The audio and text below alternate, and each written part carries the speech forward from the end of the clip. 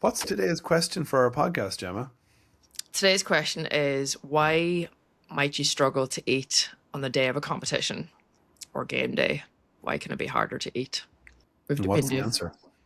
we've got lots of answers, possible answers for today. It's been a question that we've been discussing this week in the team and on our science talk, and there are a number of topics we're going to explore with this and the reasons. There's one that comes out on top that we see time and time again that's definitely less explored and less talked about. So we're gonna Break it present a down. few of those. Yeah, break it down. Does your appetite be impacted by when you prepare for performances for games? Like, are you heavily impacted by nerves? On big games, I would experience nerves. It doesn't impact my food choices, but more so I think because of routine and what I'm used to and what I've experimented with. Appetite would definitely be suppressed after like really high intense games, and depending on the outcome of big games, I definitely notice a difference in wanting to eat and not wanting to eat on in different games. But More so in the lead in, I mean. and the lead in, I think I'm so used to preparing that it got to a point now where it doesn't what I eat is it wouldn't really be impacted by nerves anyway. For you? Oh, I work E- I hear it all the Even, time. My teammates, I hear it all the time. even to this day, Mm. even if it's if I'm playing a maybe it has to be, there has to be something at stake. I mean, I'm not I'm not I've got no levels of nerves or performance anxiety for Monday night football. But if I'm playing a Masters football match and I'm committed to my performance, it will absolutely suppress my appetite. It will absolutely affect my digestion. And I have to be so thoughtful about how I plan my meals.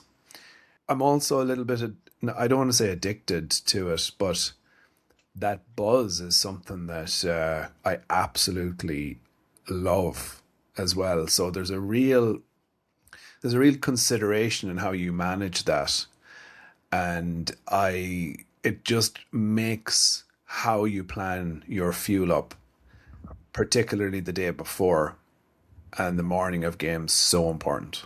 Mm. But when you say still to this day, you've obviously in those bigger games where you really care about it, and the nerves have increased. Your nutrition choices are they're still supporting what you're looking to do in terms of being fueled and prepared. Oh, absolutely, and it's not any different to you. There's a familiarity and there's a routine and there's something that works. But what I mean is that I still have that nerves that impacts my appetite and still impacts my digestive system that I have to be conscious of. There has to be a plan in place in order to plan around it, because the bigger the games, the time, like, it extends out. So the bigger the competition, the more it comes into your consciousness. So obviously I'm not playing any games of that magnitude anymore, but I've always, particularly as a younger athlete, I would have noticed if I had an evening game, how different it was to an early afternoon game. All of those type of things were really important considerations. Yeah, yeah. And I don't think when I say I don't experience a change in an appetite. I suppose the choices are aligned with what I need based on like I wouldn't have the appetite to eat a big heavier meal or that's higher in fat. Wouldn't it definitely wouldn't sit well, and like digestively there's going to be impacted greater in big games. So it is just the choices would be adjusted rather than ignored. Hmm. I think what we see with many clients is that they might experience nerves, not recognize that that's actually what's impacting their appetite, and so the choice would be to not eat as opposed to other options that we could explore that could still Hmm. appropriately fuel you. Just to give a little bit of the science or the physiology. So pre-competition anxiety activates the sympathetic nervous system, Our sympathetic nervous system, which is the release of adrenaline, noradrenaline, which is commonly known as that kind of fight or flight response. And this increases the stress response and also cortisol. So that response then has an increase in alertness and an increase in heart rate, but also it suppresses the appetite and it moves away your physiology from digestion. So it is priming your system in order to deal with the situation that you're confronted with immediately. It's not thinking about digesting food, it's thinking about the provision of blood flow, energy, alertness from, I mean, the body is almost receiving it like a threat. Mm-hmm. So that heightened awareness is something that is priming us for safety. So when you think about it from that kind of context, we are increasing the nervous system and it's understanding how strategic you need to be around it. So when you break it down like that and you bring that kind of context, and you think about people running their first marathon or playing games, even at whatever level you're at, without a plan or to understand the physiology of that response, how your appetite is affected, and then how nutrition, like nutrient considerations, fluid considerations, how it all plays into this. Like, it's unbelievably simple for us. Mm. But think about how much your energy can be compromised if you don't have a plan. Yeah. Just that bit of education around even carbohydrate metabolism and understanding different food choices and recognizing even in yourself if that is what you experience, the nerves and experiencing your appetite drop before games, and knowing that then there is strategies that can be put in place that can allow you to manage your nerves to and to also put the right foods at the right times are going to support your performance and allow you to get the feeling that you need. But one of the biggest things, like for when we work with especially team sport athletes, is the when you see the freedom that people realize that they can actually do the majority of their fueling before, and if they've got that done, that they can feel the confidence that the day of the game is simply just a top up that's going to allow you to make sure that you're not feeling hungry. There's actually a recent piece of research that came out on even just the feeling of hunger and how that can drop performance, even though you might be fueled, like your glycogen levels might be topped up, but the feeling of hunger can actually reduce power output. I am stunned. Mm. It's more the connection to your brain, your Mm. perception of just not feeling weaker.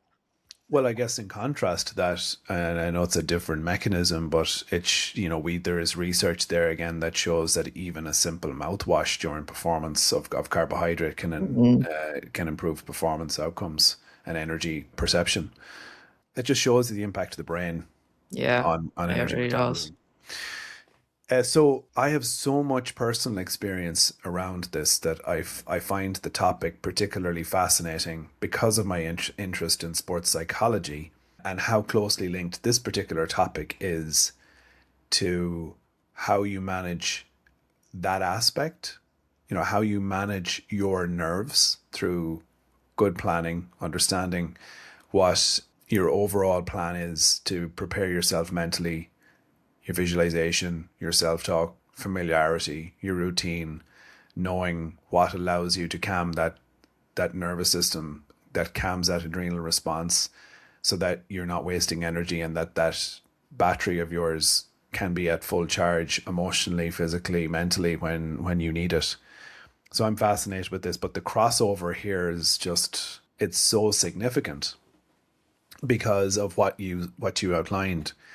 And I can think about so many situations where athletes have got it wrong, and you're not going to be getting into the detail of digestive problems on game day, but multiple visits to the toilet on game day in Crow Park, in the Aviva Stadium, or even cases where athletes are getting sick or nauseous, or they make really poor decisions.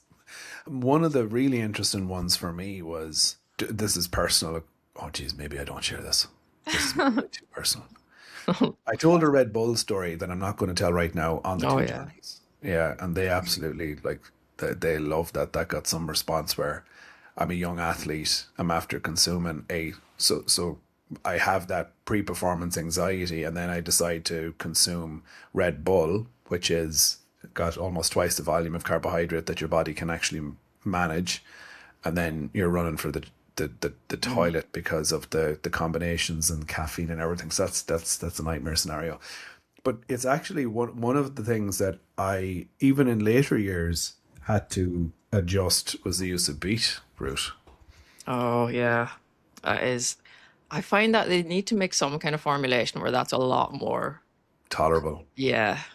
So Because you're taking it around competition, like, 'cause that's the timing of where you have to take it, but yet it's also rotten. well, not rotten. I don't mind the taste of it, but oh my god, does that? Not when you have to, yeah, go and do something high intensity. I think it's fine on Yeah, like, oh, it's a nice yeah, morning. yeah, yeah. So there's practical recommendations around that being 3 to 4 hours, before competition. But I mean, I had to stop using it for that purpose, even though it was part of the ritual. And even just try it, even the day before, even if I'm using it the day before, it's just you're eating such a volume of food from a carbohydrate load perspective Mm. anyway, that anything that is unfamiliar at all, just let's just keep it very simple, doesn't sit well. But I've shared this 1,000 times, but just for the context of this, I will always share when people are asking me about the carbohydrate intake pre-game. My carbohydrate, like my last main meal or larger volume of food, was usually 4 to 5, usually 5 hours before the event. So if you've got a morning game or you've got an afternoon game, like my last meal of the game is at 2 o'clock, was probably 10. So even just understanding the context of this, no appetite on game day, but yet being totally comfortable with it. And I think that's the place that you want to get to, where there's no, again, you're not adding any anxiety to a scenario where you can't eat because you've got such a good plan and a plan that's been repeated. Yeah, I think that being totally comfortable with it is a great point because there it might be a work if you don't have a nutrition strategy or haven't planned it or spoken with somebody to help you with it, and you're worried that you don't have an appetite, and then you go into the game like thinking you haven't fueled appropriately. That just adds a little bit more unnecessary stress, and you're not able to like fully switch on to what's most important. When we think about it, just for context for people maybe who haven't listened to this podcast before, or maybe they're trying to think about this from a very practical perspective, what are the really important things to think about in this context practically when you're leading into games and how you can manage it? What are the key things to consider? Your match day, if it's we're talking about match day -1, or any competition that you've got, it's the hours and days leading up to that is most important to ensure that you've got the fuel that you need. So large, mainly coming from carbohydrate rich foods, meeting individual targets for that in the 24 to 36 hours. The closer to the day on the day of the game, making sure that it's light in terms of your carbohydrate intake, that's not high in fiber, it's not high in fat, moderate protein. It's not even a major concern and protein on the day of the game. It's just maybe taking it alongside or having it a source alongside your meal if needed. But orange juice and I think that's those kind of foods that I think people don't realize are actually supporting your carbohydrate needs is the fruit juices, the even smoothies can sometimes just be an easy way to get to wake up in the morning and have something light like that. Bowls of cereal, syrup, honey, pancakes, easy to digest carbohydrate foods. But if you've got that work done on the lead up, then there's no need to worry about getting so much extra food into your body on the day of a competition. Yeah, a couple of personal ones for me. If I was to just break all of the, so if we traffic light it, green, orange, red. So red for me was spice. So anything that was too spicy, the the timing was absolutely the spice and the timing. So if it was too close, doesn't matter what it is, even if it was the perfect plain meal, if it's too close, it's a problem. On the Uh, you're talking about competition day. Competition day, yeah. Yeah. So the Okay. timing component, just overall, fizzy drinks. So anything carbonated is an issue. Doesn't matter how far away it was. If it's in that 24-hour window, for some reason, just does not fit. Does not work. Doesn't, even if it's sparkling water. Things like anything with sorbitol, like so chewing gum. I had to be even kind of cautious of, because I used a lot of caffeine gum. I had to be very specific about the type of caffeine gum that I used. And then it was, I mean, I know I'm going into the weeds here a little bit, but even in terms of if I was using fruit juice, it couldn't really be orange juice. Very small volumes, anything acidic. Even when I think about protein, the meat tended to not sit as well with me compared to, I could have small volumes, but the volume of these foods seemed to matter. So it was a very simplified approach that considered the time, the volume, the food type, low fiber, all there's layers below it. And before we came on, we were talking about that's what the personalization of this all is. You Hmm. know, one food or one approach here for me is not going to be the same approach that works for you. No, and I suppose that when you get to ask that question, like what is the best pre-match meal, this is why you can't answer with one one meal. Why do you think you're so? Have you always been had gut issues or are sensitive to those foods? So I only in very recent years, I mean, after I stopped playing, became more aware that I might have some type of more of a sensitivity. I definitely don't, I'm not, I wouldn't categorize myself as IBS, having any sort of form of IBS or anything, but I definitely seem to be more sensitive than most people would be. So and I don't want to turn this in, I really do want to keep this very professional. But for example, what did you say? I said I think it still is because it's relative to the topic. I know, Uh, but I could go off on one here very easily. I would notice if I'm with friends, for example, and we were on a holiday and we were drinking together, I will suffer more. Alcohol will have a greater bloating effect on me than it might have on other people, just as an example, even if everything else is considered equal. Even nutrition is really solid. So but I've learned through personalization. Geez, I didn't even go into garlic, onions, huge triggers. mm, So it's so interesting when you start to go into all of the variables and then think about how confident yet I was about how much of an edge I had. I mean, getting this part of your life right, eating for performance, getting it right, it's so, pardon the pun, it's so energizing. Like, mm. it's such a boost. It's interesting because that can seem like, oh, that's a lot of figuring out. That's a lot of work to do. I remember one time there was somebody asked about like a simple nutrition question at we were at training, and when the answer it was well, the way I was explaining it maybe was similar to this that it depends and you could there Yeah, often a mixed different messaging. yeah mixed message. Oh my god! I just said yeah. Creating confusion, that's okay. So Look, we've done a great job. Like, we've come a long way through all of our conversations. people want the simple answer, but I think the it can be simple and it can be so easy. You need to, I was just going to say something really rude there. Oh, you can edit it out after. Go on, say it. I said it in my head. It's all right. I enjoyed how you walked into that trap so easily. Oh. Like, yeah, total psychological safety. Boom. Yeah. Did they learn it? They just said I'm Or definitely did they not. leave more confused? Yeah. Yeah. They said this is too much for me. You No. overwhelmed the poor person. No, but she had said like, "Oh, isn't it just so annoying how confusing all or how confusing this all is? Why can it not just be easy?" I thought, "Oh, that's interesting because that is how a lot of people feel. Is like if you present the context like this, sometimes it can feel like it's so much figuring out to do, but because we can break it down and allow someone to actually figure it out for themselves, it saves so much in the future of this kind of constant, like, not knowing why this is affecting your stomach and not knowing why, because that's what people live through every single week. And then before you know it, you've lost so much of the season of like not actually having a nutrition strategy. How much more could you have got out if you actually just knew what to do for yourself?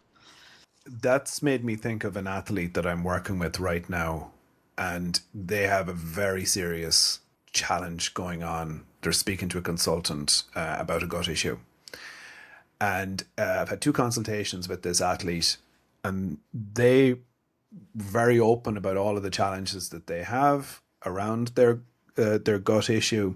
And they said, I said, have you ever really narrowed this down? Like, have you ever really given this the attention that it needs, where you've categorized where the real red flags are?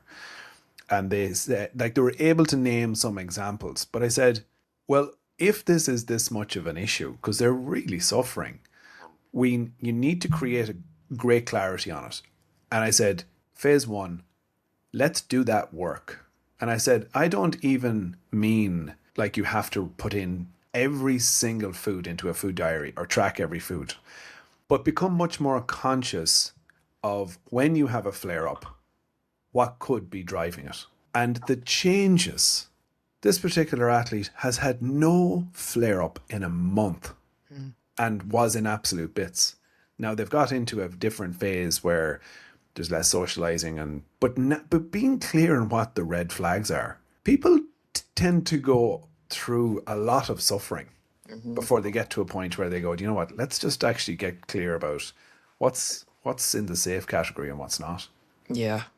And that first phase is where you can do a lot, well, it's where we do a lot of work with one-to-one clients. It's like there probably is more support and help needed in the earlier stages, but then you slowly start to ease off when you realize like the work that's been done in the early stage has actually allowed you to feel a lot more confident moving forward. There's so much nuance in nutrition, and then when you bring in the microbiome, there's in one part, if you think about this, right, from a health perspective, sugar is bad. Sugar is processed foods are so bad for your gut health. So you have that fear, oh, I can't eat these types of foods because they're bad for my gut health or for my microbiome. And then you've got situations where athletes are eating foods that they think are healthy, and it's exacerbating gut issues. You know, they're eating salads, or they're eating foods that are like, the best example that I can think of right now is the overnight oats that they have as a standard part of their practice. And if you tolerate it, great. But being exposed to competition is so different. And that's the key thing as part of, I mean, where this question started, how performance anxiety, how that adrenal response, how about that activation of your central nervous system affects your appetite and affects how food is digested. And how, if you create that sense of understanding or that clarity, then how you can manage it becomes such an asset. Mm. Your winning moment this week, Gemma? Well, the season wrapped up for me. So it was a weird one where I unfortunately missed the last game because I got sick, but there were, I don't know if it was a winning moment, but and it was a really nice experience at the same time after when I was recovered to, I suppose, reflect on the season. Definitely wasn't a personal season best, but also so many things that I can be proud of. So I think having the actual time to, now that the season has come to a close, to actually have that time and space to think about it in a different way and for what the future holds, I think was probably a winning moment this week for sure. And some of your conversations have been really positive. Yeah, they have. Finishing the season and finishing football for me as well. So I don't know if I'm allowed to say that yet. So I bought two, yeah, That's a whole podcast. yeah. I plan to write about it today at some point. I got a little bit emotional there as you said it, even though we've had lots of conversations. Saying it out loud is different. Yeah, bit of digesting to do still. So Yeah, well, you will be digesting that for a while. And as I said to you, as your friend, that these are conversations that it's not they're not easy conversations, but they're conversations that are so important to continue to have and how you adjust. And I realize how big they are and how big it is. So proud of all of you've done and achieved and how you've led and how you've evolved and the impact that you've had. And yeah, it's people when they retire, they talk about the excitement as well for the next chapter, and that is real.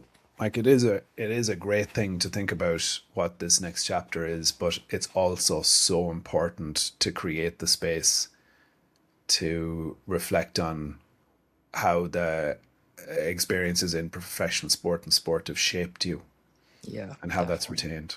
Hmm. A winning moment that has created a little bit of a lasting thread in my brain that was the impetus for a question that I asked you that I didn't really give you any context around this morning. And the question that I asked you that we were talking about for about half an hour before we recorded the podcast was how do we create the opportunity to do more of what we want to do? Like how do we communicate that better to the world where we can show the impact that we have through our conversations and support and strategies. And I said to you that I just keep thinking that there's something more obvious, something more simple. And the reason that I asked you that question was because a couple of weeks ago I put up a video on uh, my local football pitch, and the bins were there, and then there was all of these bottles all around the bin, and I'm like, how could you walk past the bin and not put it in? So I put the video up, got a huge reaction. And last week I was asked by a local club committee member, would I be willing to come and help launch a new initiative? And the initiative is, let me just pull it up here, Operation Glana Suez, because they also want to encourage more Irish, of the Irish language in the club, which is amazing. So last night I went up and they had their first team, the juvenile section, who were there with their bags and their gloves to collect the rubbish on that pitch. And the new initiative is that they're going to have a different group from a different team collecting rubbish at each of the pitches once a week. So it's going to be a big clean-up operation. And I just felt such pride in the initiative. And I thought to myself, there is action and responsibility being taken, and the impact of that is just huge on people's attitudes towards their environments and pride of place. And that was the point I was trying to think about. I mean, that's not a small action, but it's very easy to do. And it left me with such a feeling. I walked away and I thought, there's a group of people. We had a lovely chat. And I talked about why that standard means so much for me. I know I can actually think if Sandra is listening to this, my wife, she's like, why don't you think, like, why is your own wardrobe an absolute in chaos? And that's the imperfection. Doesn't have to be perfect. And as I look around my office, and I think this could be a bit tidier. But we had just my whole experience in working in Dublin, Leinster, environments that I've been in. It's that how important keeping your environment in a great place and the respect for it. But it made me think about the environment or the space that we create, and how do we create more opportunities to have that conversation, because there was such a feel good factor from that. Like, it really did feel like that's a serious winning moment, that Mm. I was a part of. And what was it? It was 1 hour. I wasn't even. It was like 45 minutes of our time where you're collecting rubbish. And Mm. it felt so good. Yeah, it's powerful. I don't believe in that phrase, of this phrase as such, but I think when it comes to something that you care about, I do think it matters because you've just given an example of it there. But how you do one thing is how you do everything, and I don't think it transfers across every single area of life. But if there's a particular thing that you care about, then the tiniest of detail does matter because it is a reflection of how much you care about that moment that you're in, that you're present, that you can see that there's rubbish in the ground, you pick it up, you can see your kit's maybe not right and you're fixing it, and there's lots of little things that actually influence how present you are in those moments and how much you care about your environment and surroundings and like what it's going to do for you on the pitch then when it comes to the moments that really matter. Like, are you actually going to make that last sprint because you care so much? You're so invested in it. Are you going to track back? And they are, it's the exact same thing of like just being able to simply clean up your rubbish when you're in the changing room. Like it's all the same. How cool would it be if somebody listened to this and, as part of the action, their nutrition was adjusted in some way that helped them with their performance, and then that they were more conscious of the environment aspect, and that there was maybe some initiatives in clubs off the back of this. That's why we have these types of conversations, and Mm. we'll get better at them. We'll continue to get better at them. Yep. And yeah, I was going to make a joke about you talking about these simple concepts with your Oh, team. God. Well, try not to confuse people. Yeah, keep them simple. Just keep it simple. Let me tell you. All right. Yeah, it's your motto. Thanks everyone for listening. All right. Thank you.